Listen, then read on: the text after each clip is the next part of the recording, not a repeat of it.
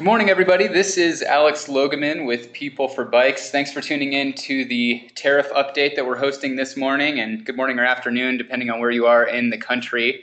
I'm here with Charles Cooper, who is our consultant at Signal Group in DC. Charles, are you on the line? I am, yes, Alex. Thank you. Great, you're coming through loud and clear, so thanks for tuning in, Charles.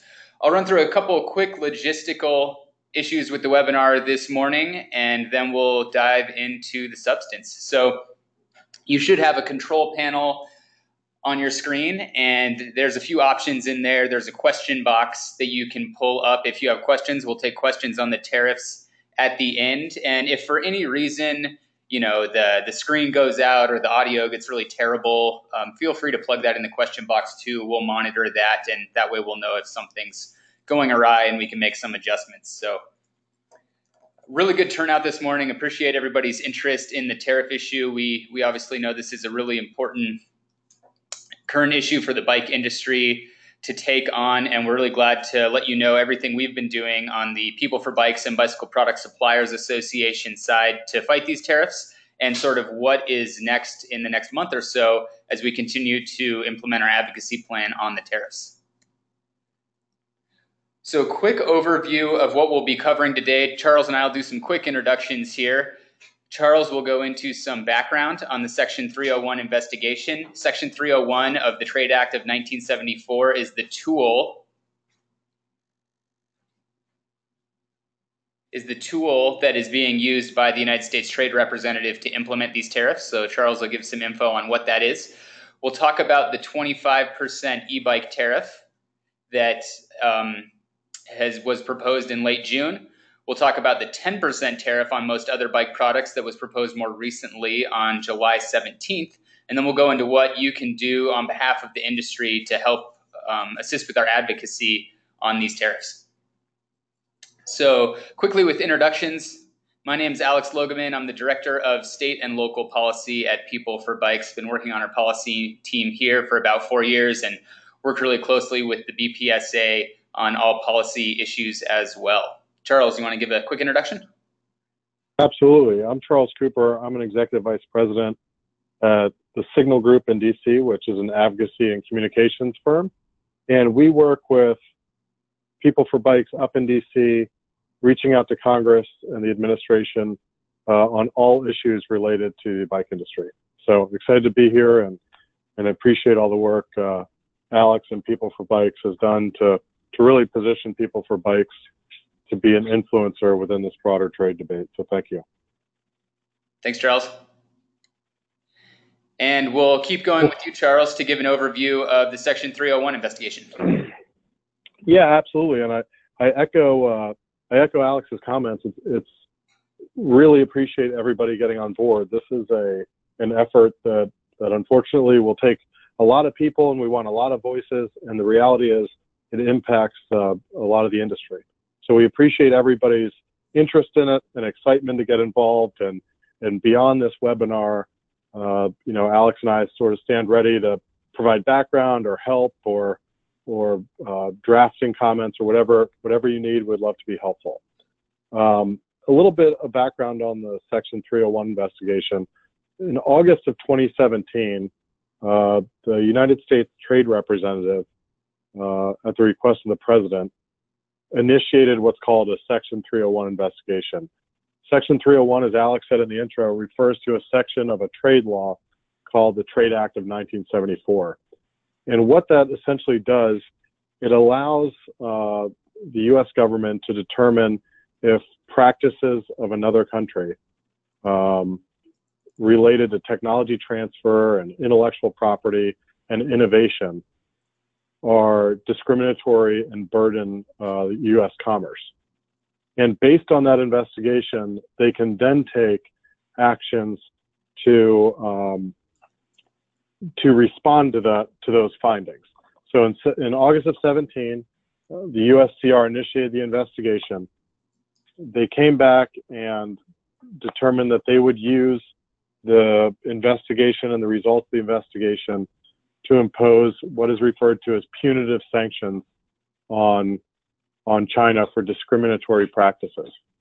So with that, you've seen sort of a wave of tariffs on products being imported by China. Let's move on to the timeline slide. As you can see, this has sort of been a real process. In August, I mentioned the investigation. In March of 18, the conclusion of that investigation comes out. In April, they initiated proposed a 25% tariff on a list of about $50 billion worth of products. We were not impacted by that. In June, they finalized the list and reduced it to about $34 billion worth of products. That's important because we get a lot of questions on whether all proposed items are essentially just rubber stamped and moved into the final list. In this case, they weren't. And then in July, they proposed an additional 10% tariff on an additional $200 billion worth of products, which include most bike categories. The reason why all of that is sort of important as background is sort of two really important things. One, bikes are one industry that's been impacted across a really broad sector, a broad section of industry sectors across the country and across industry. So everybody from tech to agriculture has been significantly impacted by this. That's important because the response to this is also not just bike related. There are industries that are doing the same thing we're doing today, holding webinars and conference calls and activating their own constituencies. And the reason that's really important is because there's sort of two fronts on this. There's the one that we really care about, which is our industry. And there's also sort of the broader debate that we need to appreciate that's going on right now. And the broader debate is a negotiation between the US and China over disagreements on trade policy. And so I say that only to say we always try to remain somewhat flexible in knowing that things could change. There could be more tariffs proposed, on Monday. We have no idea. We don't suspect that, but it's possible. There could be tariffs removed down the road as a result of negotiation. It's not clear to us. It's a little wait and see at this point. But it's important to know this is part of a much broader effort where a lot of entities are in our similar position. So let me talk to you a little bit about the process, because we're obviously reaching out to many of you to try to get help in this process and to engage in it. First of all, as I just explained, USTR proposes a tariff increase. A proposal doesn't do anything other than releases the list for consideration. Public comments are then accepted. So anybody from the public can write comments and explain why they don't think a certain product or products should be on the list. There's a public hearing that takes place, and it allows both industry sectors, in addition to individual companies or organizations, to come and testify between not only USTR, but a number of 6 or 7 different federal agencies to explain why the tariffs are either positive or negative for them. Generally speaking, the witnesses are there to talk about why it has a negative impact. USTR then takes those comments and takes the written comments and comes out with a determination of a final list. And that's when the tariffs are released, and at some point they are implemented. The entire first round, which is important to remind everybody didn't impact bikes, took about 2.5 months to be totally finalized. They were implemented, fully implemented, I believe July 6th. So there's not a set timeline set in statute, but we're operating under the assumption that the process will remain about the same through the other rounds that we're experiencing today.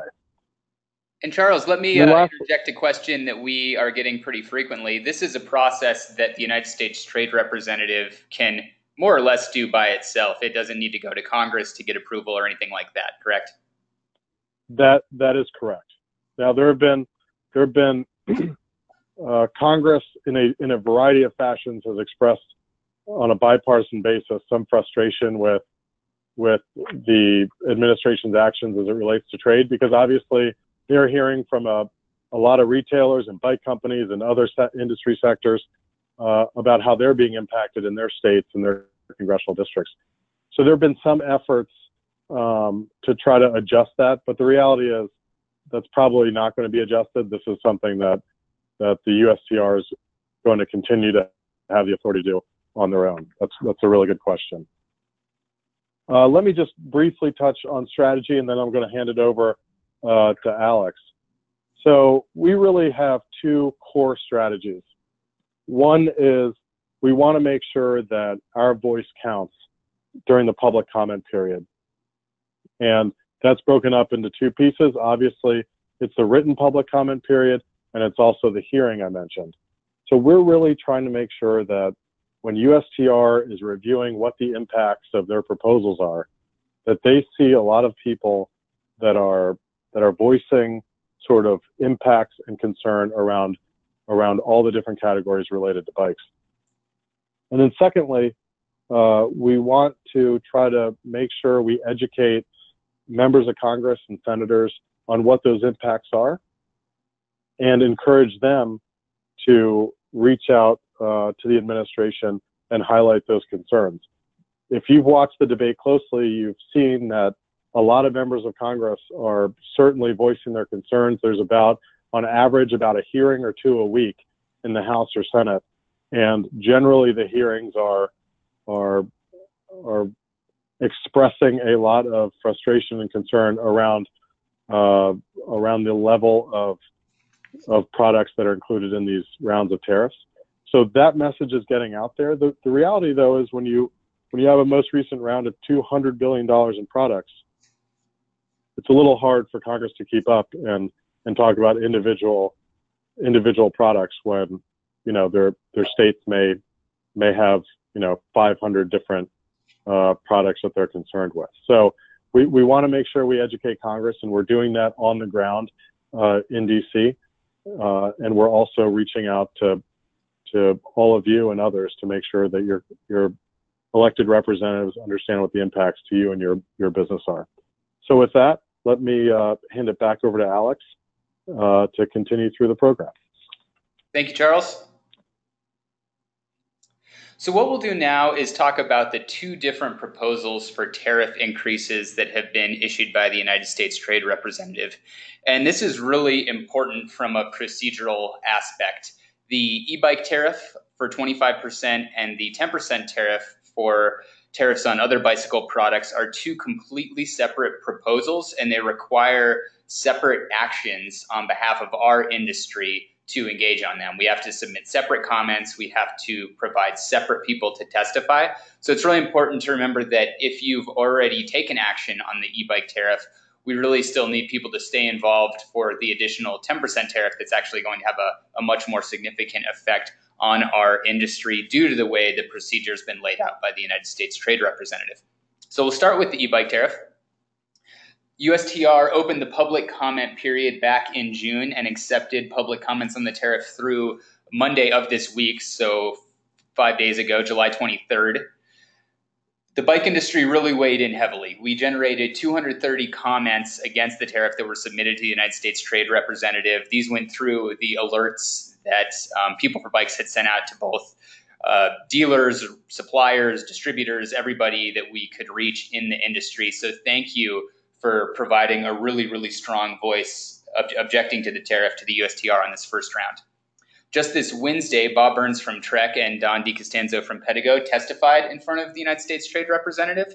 So we had two folks talking about the effect that the tariff increase would have on e-bike manufacturers and retailers and what it would do to the industry. But we do not yet have a date when the USTR will make a final decision on the e-bike tariff. As Charles noted, we're sort of basing our current assumptions on what happened with the initial round one tariffs that were proposed back in April. And that was about a 2.5 to 3 month process from when they were proposed to when they went into effect. The e-bike tariffs were proposed on June 20th. So if the USTR followed a similar timeline, that would put us around mid or late September for issuing the final proposal and perhaps choosing an effective date shortly thereafter. So that's the rough timeline we are thinking will happen with the e-bike tariff. For the 10% bike tariff, it was proposed later. It was proposed on July 17th. So the public comment period is still open. The hearing will be held on August 20th through 23rd, and we're planning on submitting 5 names from the bike industry to testify on different areas of this tariff, from complete bicycles to frames to components, all those different sort of aspects. We want to have people talking about that. So we can't be certain exactly what the United States Trade Representative will accept from our 5 names that we'll put forward. We're hoping we'll get as many as we can, of course, so we can have the strongest voice possible at that hearing. But that's where that stands. We will be sending out an alert on this issue similar to the e-bike alert probably early to mid next week. And we really need people from the industry to show up again like they did with the e-bike tariff and submit comments again. As we noted, it's a separate administrative process, and we need that second round of comments, especially since this is such a wide-reaching proposed tariff for products in our industry. So what goods are included? If you look at the proposal from the United States Trade Representative, how it outlines the goods that are going to be subject to a tariff increase is based on their heading in the harmonized tariff schedule. So they listed the first 6 digits of various harmonized tariff schedule or HTS codes, and that will let you know whether a particular product is going to be affected by the import tariff. As you can see, most of our products are included. So all complete bicycles, frames, tires, inner tubes, rims, the vast majority of our components, also bags and accessories. I also believe gloves are included. We're still refining this list. Automobile, bicycle racks for automobiles, speedometers, a lot of different things will be affected if this were to be finalized. However, it does not quite include everything that our industry imports. Shoes and shoe covers are noteworthy exceptions that have not been selected as part of this round of tariff increase. And there's also a few random categories of bicycle components that are under the heading 8714.99. For some reason, those were not selected for inclusion by the United States Trade Representative as well. So that includes a range of accessories and a few components that are imported into the US that are currently not on the list. So what can you do? It's really important that over the next about 3 to 4 weeks, we stay really engaged with both the United States Trade Representative and members of Congress to voice our concern about the tariff. So the most important actions you can take are, 1, when you get that alert from us next week, make sure you click on it and submit a comment to the U.S. Trade Representative voicing your concern about the tariff. When we send these out, we supply a stock comment, so to speak, that is okay to submit, but these are really more effective when companies get in and personalize them and really talk about the specific impact that a tariff would have on their business. So if you're a wheel manufacturer or a tire company or something like that, if you could take a little bit of time to edit the comment that auto-populates and really personalize it to your business, we're likely to have a much greater impact on the United States Trade Representative's thinking about this issue. Also, contact your member of Congress. We have a webpage up on our website talking about the tariffs now, and there's a link on that page that you can use if you'd like to contact your member of Congress as well. This is sort of framed from an individual perspective as opposed to a business perspective, but obviously you can fine-tune that comment that populates in the congressional member alert for both of those issues to talk about how the proposed tariff increase will affect your business. If you really want to go take a step further, calling your member of Congress would be one of the most significant actions you can take. Calls are certainly viewed as more significant by the offices of members of Congress as opposed to the emails. They get thousands of emails, as you can imagine, and getting a call from a constituent talking about a specific issue and how it's going to affect their business is a really influential action that you can take. So if you're willing to do that, but you have any concerns or anything like that, you can always reach out to me, and we're happy to make sure you get the right contact information and can just give you some tips about doing that. So next steps, watch for that tariff alert next week that will allow you to submit a comment directly to USTR.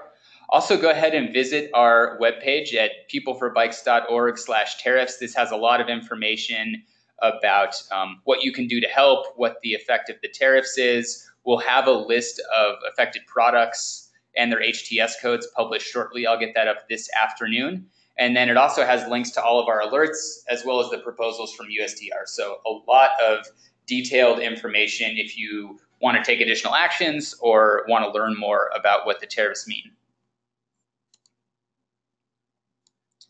Things to remember. I've said this a few times, but again, we really need people to submit a second comment, even if they submitted an e-bike comment in round one.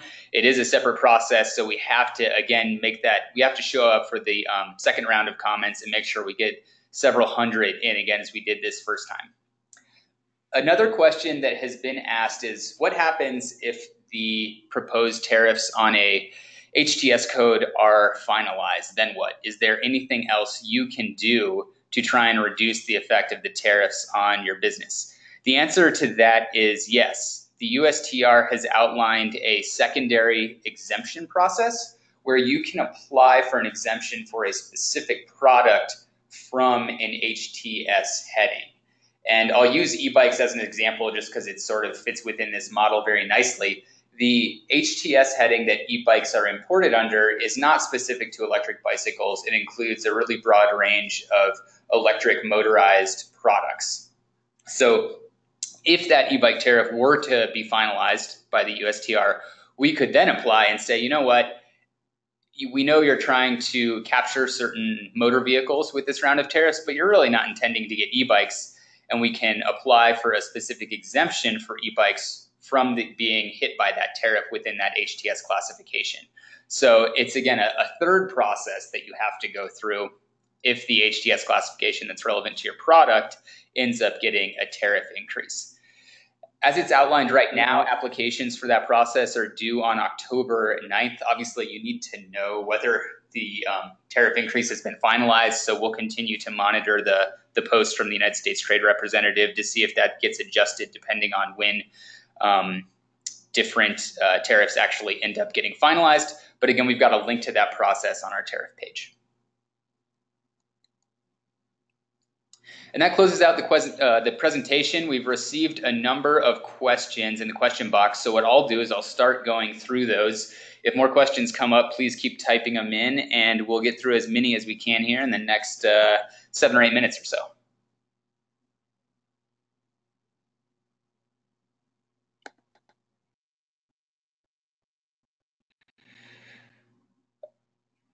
One question about, are there any bike manufacturers who would benefit from this? You know, obviously the effect of a tariff is going to be dependent on what your sourcing is. And again, these tariffs are very specifically aimed at products that are imported from China. So the adverse effect is going to come for companies that import products from China. Obviously, that's a very, very significant quantity of product for the bike industry, especially for complete bikes and components and accessories. So, you know, there may be some who the tariff increase doesn't necessarily impact, but we're expecting a very, very broad and wide impact to companies in our industry.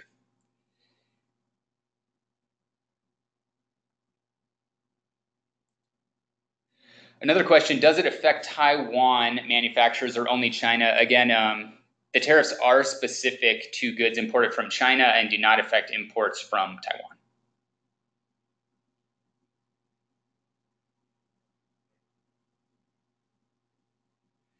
Charles, we have one question about the miscellaneous tariffs legislation. Could you comment on that really quickly? Absolutely. So, as you all may know, the miscellaneous tariff legislation has moved through the House. The Senate late last night passed a version of it, but amended the House version, which means that it will have to go back to the House before it's approved. The House is out of session for the month of August, so it looks as though this won't be able to get done till the fall. The miscellaneous tariffs bill is a bill that has been used in the past to be able to provide specific tariff relief for products, and there are a list of bicycle-related products on that that industries have applied for, and we can put out that list here in the near future, just with the caveat that the bill's not finished. The bill needs to go back to the House before it's completed, so things can change. They actually did amend the bill, as I said, when it was over in the Senate. Thank you, Charles. Another question: when will the public hearing occur? The public hearing is currently scheduled for August 20th through August 23rd.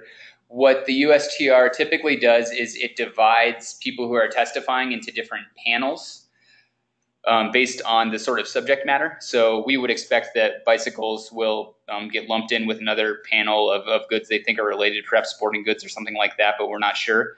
And we won't know exactly what day within that time frame the folks from the bicycle industry will be testifying if they're accepted. We'll know that probably closer to about a week before the hearing, so maybe August 13th or so. And Alex, can I add one thing to that? Yes. The transcript for these hearings is available publicly, and we will make sure, we want to be as transparent to everybody as possible so that you're armed with the best information and the most recent talking points and the most current status of what's happening. As I said, this is a little bit of a flexible process, as there are dates that some things need to be done, and on other pieces of this, it's a little unknown until it happens. So we want to keep everybody as updated as possible. So on the hearing specifically, we'll make sure to get you information on who's testifying when we know that, and we'll also make sure that you see the transcripts afterwards. But if there are things where you feel well after this call that you need some additional information on, just make sure to reach out to us, especially probably go through Alex, and he'll corral the team to be able to pull that information together so that you can feel like you're totally up to date on what's going on. And also rest assured that as some of these pieces evolve, like, we'll be updating our communications channels to make sure that you're aware of it. Thank you, Charles. Another question about helmets. Are helmets included within the scope of the 10% tariff increase? The answer to that question is yes, they are. And we will be addressing this in our comments and have also proposed it as an area to address in our testimony to the United States Trade Representative. Charles, I think an interesting question has been asked. Why are bicycles even on this list? You know, what's sort of the goal here? I think there are people who are kind of confused as to why bicycles are being seen maybe as a target of these tariff increases. Could you maybe add some more context to what's going on in the background here? Absolutely. I mean, to a large degree, I think the rest of us share your same question. The reality is there is as I mentioned at the top of the call, a very broad conversation and negotiation, and in some cases, a very public debate between the United States and China as it relates to trade. And the president, during his campaign, outlined that this was going to be a priority of his, and that he was going to adjust the existing trade agreements that we have with China. And I think that this is a product of that commitment. And so there's not an individual rationale per HCS code, for example, on why it's on there. In fact, during the most recent e-bike legislation, you know, those testifying raised that question, raised that point over and over again on a number of within a number of industry sectors, highlighting that the criteria for the 301 investigation, things like intellectual property, impacting innovation, et cetera, that they didn't see that happening within their sector. And in some sectors, obviously, it's more prevalent than others. And so I don't have a complete answer for why bikes as opposed to something else. But I would just say this is part of a very broad debate and negotiation process that in a very unusual fashion has become extremely public.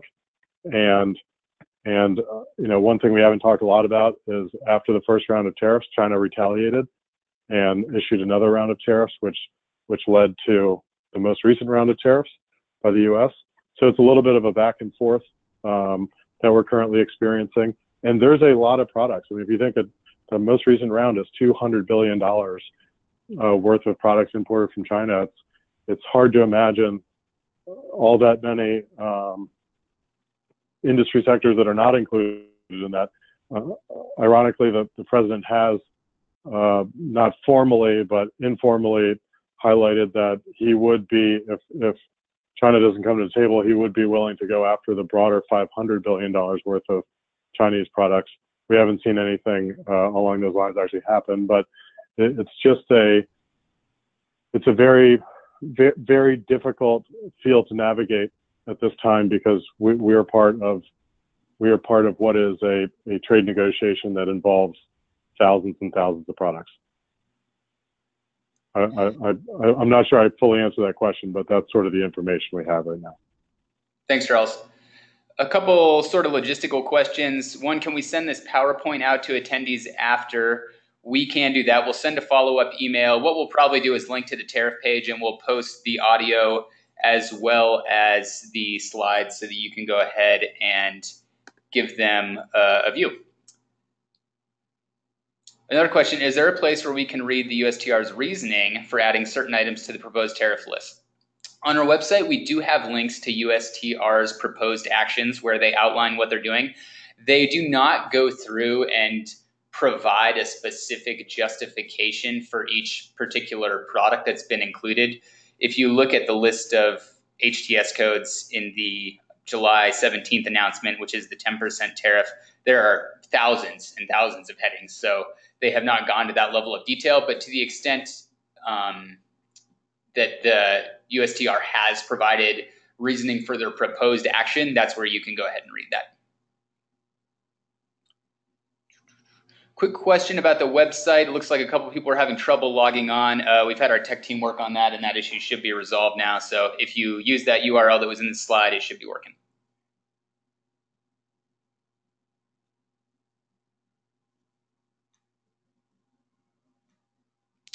Question about how a tariff increase would affect the price of a product. Our understanding from talking to folks in the industry is that the ultimate effect on a price, it will depend on what the supply chain they're using is, but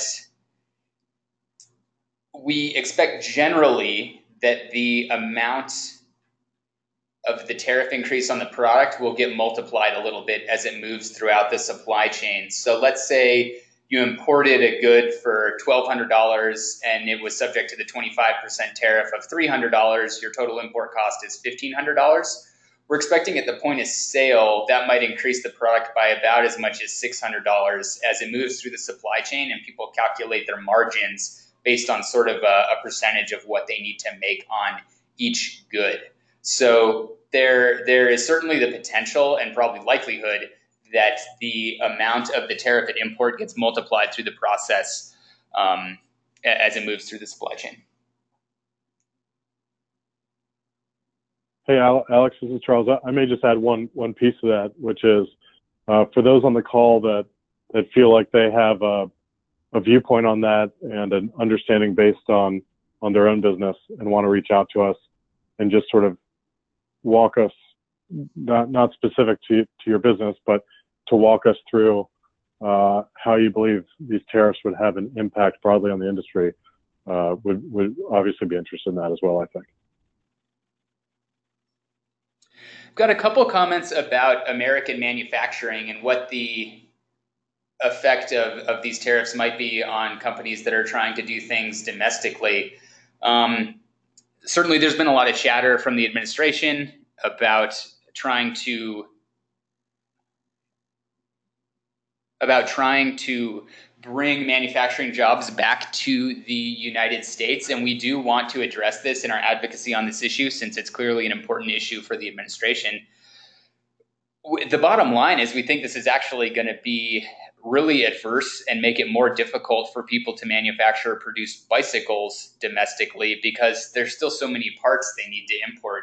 The truth is we can't move an entire supply chain that's sort of based in Asia right now over to the US immediately. So if you are, a custom bike manufacturer or an entity that's doing sort of small batch production domestically, your import costs for all the different components you need to use are going to go up in the near term. So we do want to make that point with the administration, and we expect it to probably make it a little bit more difficult to sort of onshore those production or manufacturing or assembly jobs.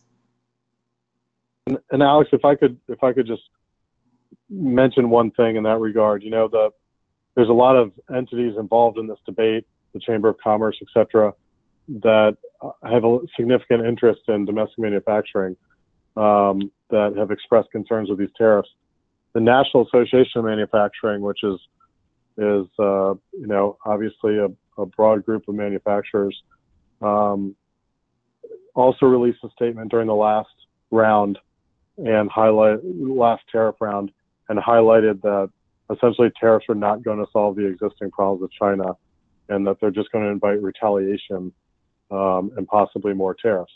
Since they released that, there's been both retaliation and more tariffs. So I think there's a pretty diverse group of folks, even within the manufacturing sector, that have some real concerns with the current policies that are going on.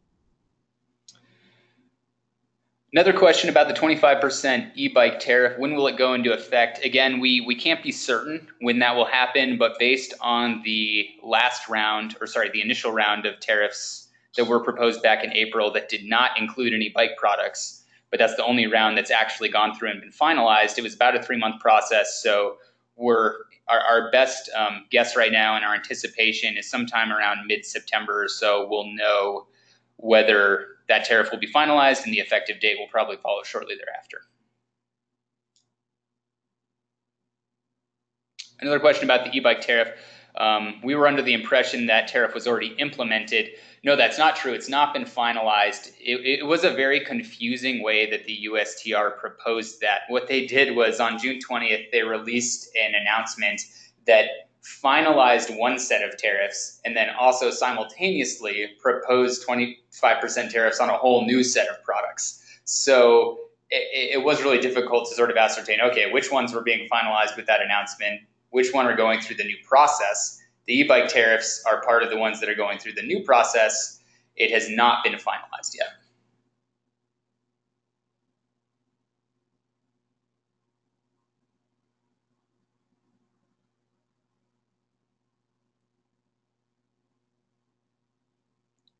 Sorry, getting a lot of questions, trying to get through as many as we can here.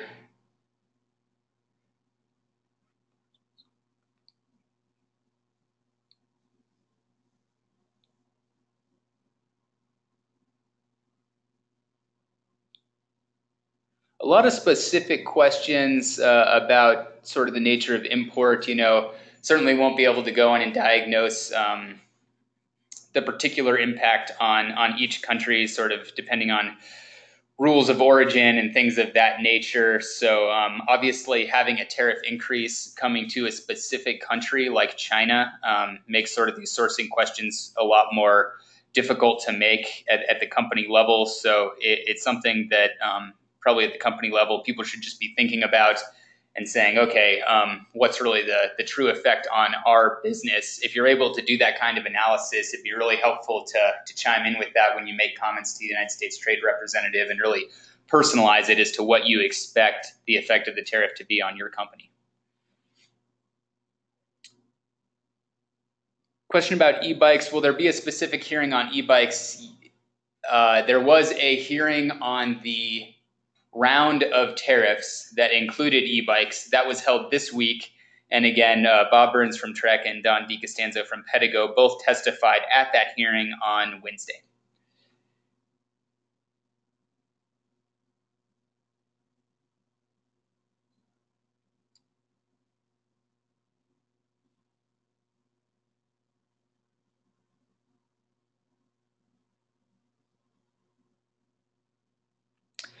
Question, can you share your list of bike-related HTS codes that are on this list? I don't see helmets on the list, for example.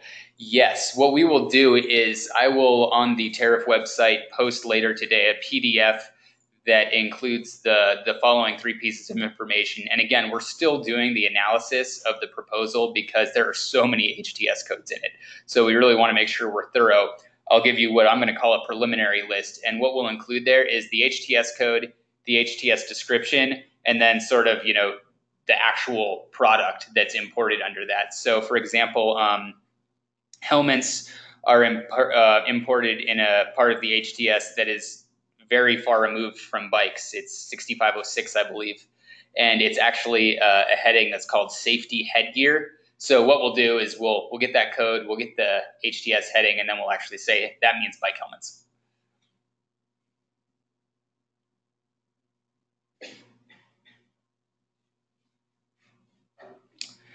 Question about process and comments. Anything that is submitted to the United States Trade Representative is essentially public record.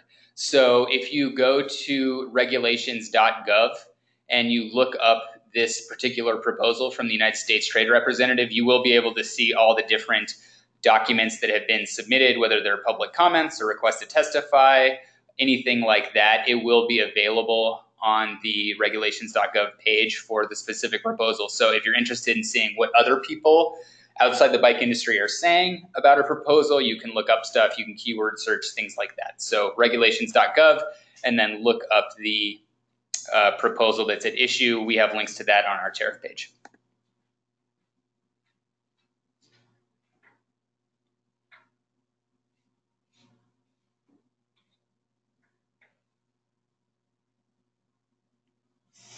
Do we know the total annual dollar effect that tariffs would have on the industry? That's a great question. Part of what we're doing as we go through this process of identifying all the HTS codes is we want to compile some recent data on imports under these codes from China, so we can sort of look and say, here's really the number one, the percent of those goods that come from China, so we can make the case about how significant that category is. And then also what the dollar amount is, so we can sort of estimate an impact. So I don't have all those figures yet, but it's something we're going to calculate as we go through this process and think about the comments that we submit on August 17th on behalf of the bike industry.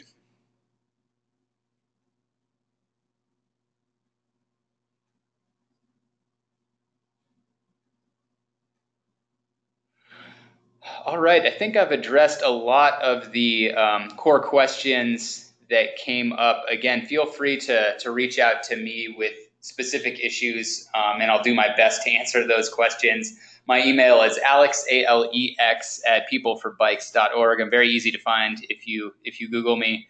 So please feel free to reach out if you have any questions or concerns we didn't address on the webinar today. I know we went over by a little bit, but we're really grateful for everyone tuning in, being really engaged, asking great questions. And please stay tuned over the next week or so as we push out our alerts, and make sure you weigh in with the USTR trade representative over the next week. So thanks again, and we'll be in communication soon.